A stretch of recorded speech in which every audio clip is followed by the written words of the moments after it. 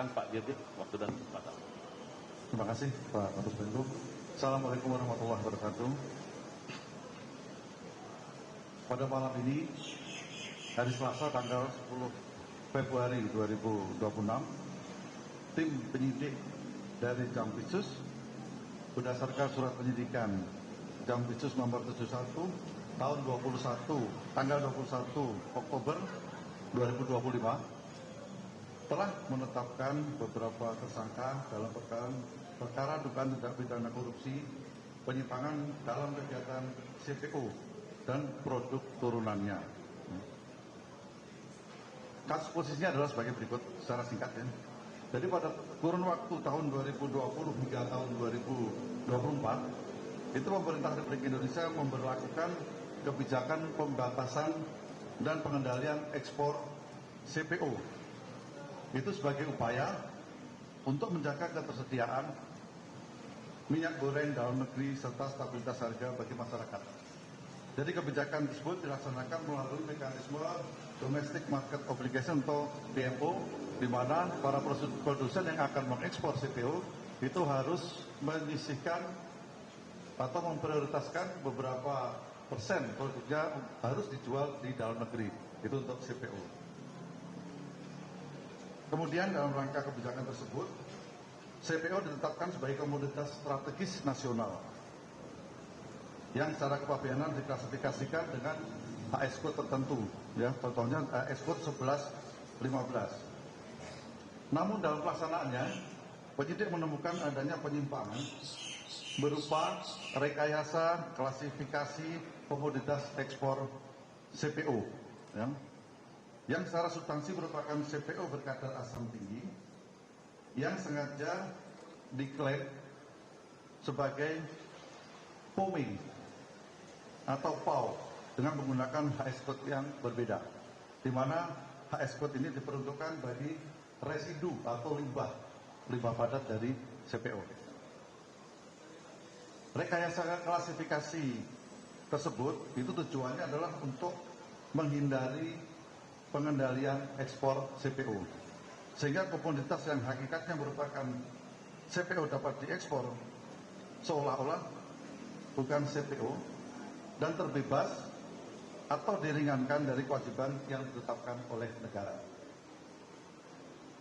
Hal ini terjadi karena adanya penyusunan dan penggunaan peta hilirisasi industri kelapa sawit yang belum berbentuk peraturan yang memuat komoditas serta spesifikasi teknis yang tidak dikenal dalam sistem klasifikasi internasional, akan tapi tetap dijadikan acuan oleh aparat. Kemudian, modus berikutnya adalah meloloskan ekspor CPO dengan menggunakan klasifikasi yang tidak sesuai dengan tujuan untuk menghindari pembatasan dan pelarangan ekspor CPO, menghindari DMO, serta mengurangi kewajiban pembayaran biaya keluar dan pungutan sawit yang seharusnya dipenuhi kepada negara, sehingga pungutannya menjadi jauh lebih rendah. Serta adanya kickback atau pemberian imbalan kepada oknum pejabat negara yang dilakukan untuk meluluskan proses administrasi dan pengawasan ekspor tersebut.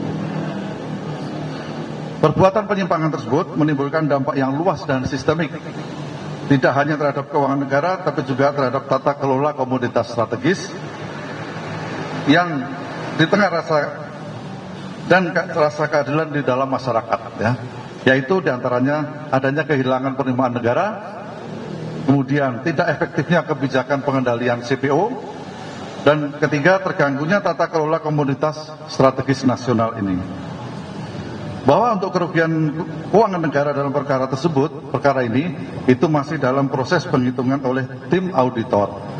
Namun demikian, berdasarkan perhitungan sementara oleh auditor kami, kerugian keuangan negara atau kehilangan penerimaan negara diperkirakan mencapai antara 10 triliun hingga 14 triliun rupiah.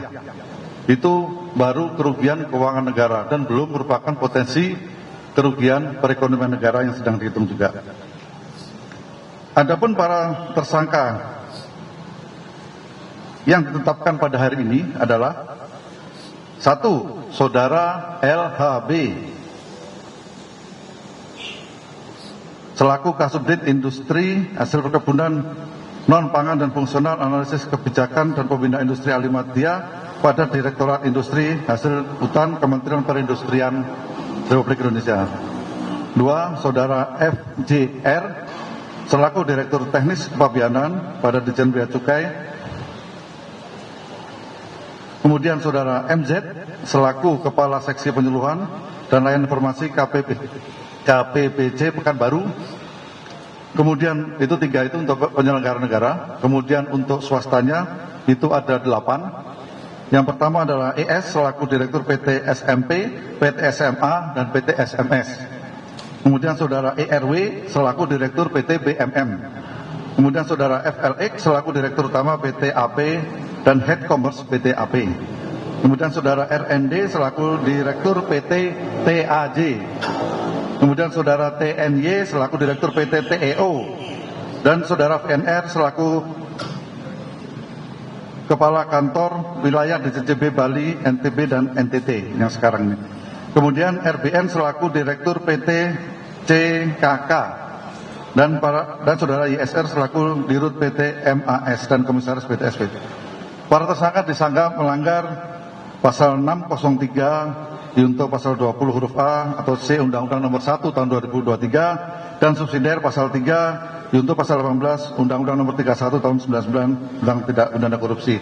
Terhadap para tersangka saat ini dilakukan penahanan rutan untuk 20 hari ke depan di Rutan Salemba Cabang Kejaksaan Agung dan Rutan Salemba Cabang Kejaksaan Negeri Jakarta Selatan. Itu yang bisa kita sampaikan. Terima kasih. Saya kembalikan ke Pak Kapus Penkum. Demikian, rekan-rekan, rasanya cukup jelas Pak Dirdik menyampaikan, tapi barangkali ada pertanyaan terfokus pada